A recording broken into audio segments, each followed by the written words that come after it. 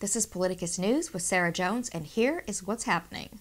Today, like every other day under Donald Trump, is Corruption Day. From Mitch McConnell's outrage over Democratic anti-corruption bill to House Republicans refusing to seat members on the House Intel Committee in order to protect Donald Trump Jr.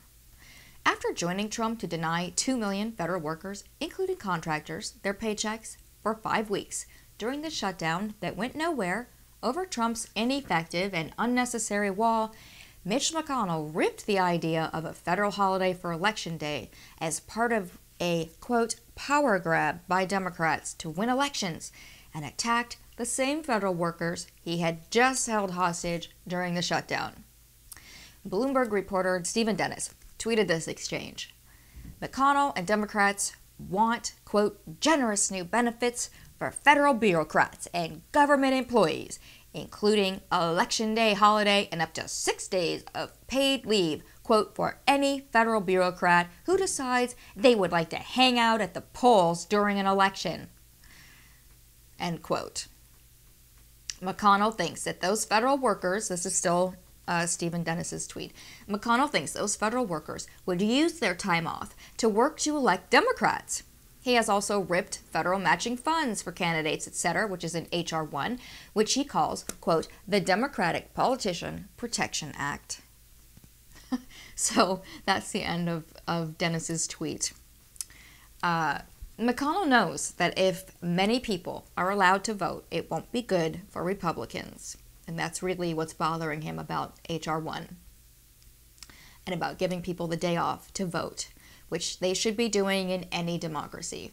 This fact alone should trigger a postmortem for McConnell. If you're trying to suppress the vote instead of getting people out to vote, you should wonder what you're doing wrong. But instead, McConnell appears to be doubling down on continued voter suppression as being the answer to Republicans' election woes. McConnell also expressed outrage over H.R. 1, the House Democrats' anti-corruption bill, claiming that it was the Anti-Democratic Politician Protection Act. And what he was really saying when he said that is that he thinks that the anti-corruption bill protects Democrats and hence is aimed at Republicans' corruption. I'm thinking maybe just try not being corrupt. And it's an option. Mitch McConnell, he is so in the pocket of dark money that he's upset about the idea of other politicians getting matching funds to the dark money that floods our elected representatives. McConnell should recognize a power grab, though, since he does specialize in particularly egregious and unconstitutional power grabs, the highlight of which was when he refused to even allow a vote on President Obama's Supreme Court nominee for an entire year, holding the seat open until the Republican, ushered in with the help of the Russians, took the Oval Office. You can see why we need anti-corruption act. Additionally, McConnell has played a part in voter suppression, dirty tricks, gerrymandering, and there's mounting evidence to suggest that he is in on the Trump conspiracy with the hostile foreign government. So, now that we have done the corruption in the Senate, let's move over to the House. Let's get into the Trump Tower situation and Don Jr. And this is a little bit of a backstory, so bear with me. Donald Trump's former personal lawyer and Mr. Fix-It, Michael Cohen, claimed in a CNN report that Trump had advance knowledge of that June 2016 Trump Tower meeting that took place between Donald Trump Jr., Jared Kushner, Paul Manafort, and Russian lawyer Natalia Veselnitskaya to get dirt on Hillary Clinton. Cohen claimed that he was in the room when this happened. Of course, Trump has denied this and attacked Cohen over it. But this allegation has brought forth the Trump Tower meeting back into focus, and it suggests that Donald Trump Jr. lied to Congress. I know you're shocked, because we're covering, like, every person that comes forward. It's lied to investigators, to anyone in testimony, official testimony. And you would think that your lawmakers would want to get to the bottom of that. But House Republicans are currently refusing to seat their members on the House Intel Committee because until they do, the committee can't vote to release any certified transcripts to Mueller, including Don Jr.'s testimony before the then Republican-led House. And this means that Mueller can't bring any legal action on what might be false testimony. He can't do that until he has this official transcript. And this is something that MSNBC's Rachel Maddow explained on Tuesday evening very well. So House Republicans, even though they aren't in the majority now, are still managing to find a way to obstruct justice, and it begs the question, what are they trying to hide, and for whom are they covering? Now, here we are going to go do a little bit of the backstory for Donald Trump Jr. Emails released in 2017 suggested that the President Trump's son, Don Jr., was happy to meet with a Russian lawyer who was described by the New York Times in June of 2017 as having connections to the Kremlin. Don Jr. was told this lawyer with connections to the Kremlin might have damaging information about Hillary Clinton. The emails released by Don Trump Jr. were actually evidence that the Trump campaign officials were open to Russian help to win the 2016 election. And this in and of itself, this is a crime. The emails show that Donald Trump Jr. was open to the prospect of, quote, very high level and sensitive information from Veselnitskaya. The man who arranged that Trump Tower meeting, Rob Goldstone, described it as, quote, part of Russia and its government support for Mr. Trump, unquote. Goldstone emailed Trump Jr. on June 3rd, 2016, offering Clinton dirt. June 6th, Donald Trump Jr.'s phone records show he received and then called a Russian number in the afternoon and evening. But Trump Jr. testified that he could not remember whether he spoke to the caller, and he instead suggested that it might have been a voicemail exchange. But a House Dem Judiciary report showed that Donald Trump Jr.'s phone records actually showed a blocked number in between the two calls to a Russian for 4 minutes, as well as an 11-minute call in the evening following the second call. That's a long time for a voice message. I don't think that you leave 11-minute voicemail messages for people. June 7th, 2016, the meeting is confirmed for June 9th.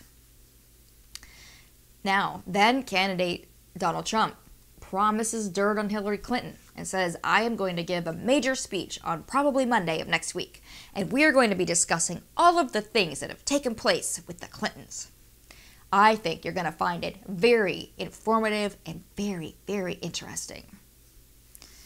No, that's your president, unfortunately. That's how he speaks. So that was the way he was trying to, foreshadow this information that he's getting, and it seems like the dots are connecting where he got that information, although that has not been proven yet. Don Trump Jr. told Fox News that Veselnitskaya did not provide any damaging information about the Clintons on the June 9th meeting, and instead sought to discuss, wait for it, Russian sanctions. And discussing Russian sanctions with a presidential candidate and his team of people is not exactly okay, because that would be the biggest quid pro quo the Russians could and actually are in part getting from a President Trump.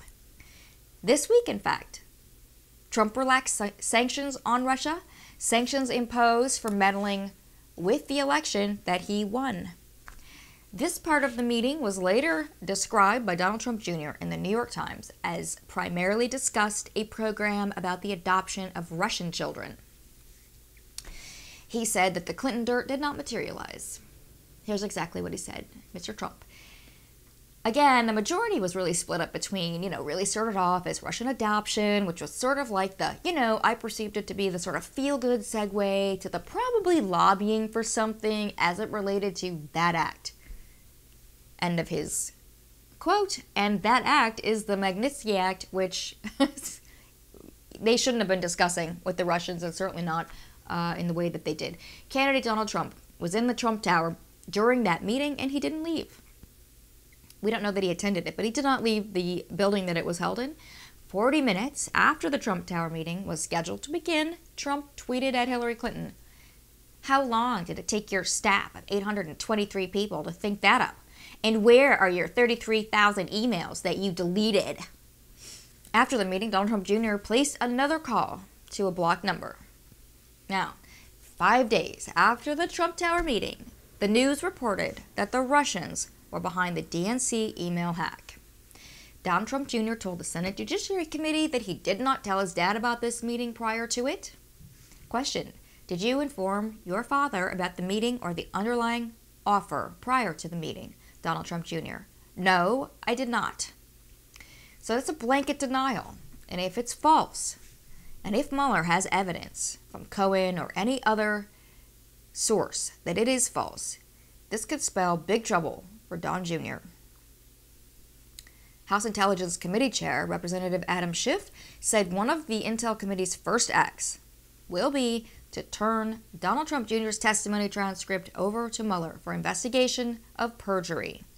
And that explains why Republicans are obstructing allowing this to occur. This is corruption on top of corruption. And now the question is, are House Republicans actively engaged in a cover-up? Optically, this Trump-Russia relationship is looking so bad for Trump that even MSNBC host Joe Scarborough, who now does not like Trump but is a Republican and gave Trump a lot of airtime during the campaign, said Thursday morning that Donald Trump may be working for the Kremlin, as there is no other explanation for Trump's attacks on U.S. intelligence, military officials, and law enforcement agencies. And I would like to remind you that those attacks were brought to you by Donald Trump, who is the head of the Republican Party, which claims to be the law and order party. Thanks for joining me. Join me on Tuesday morning for the next episode of Sarah Jones with Politicus News. We are 100% independent, corporate-free, and people-powered news. You can find our episodes on Politicus USA at the top of the page under Politicus News with Sarah Jones.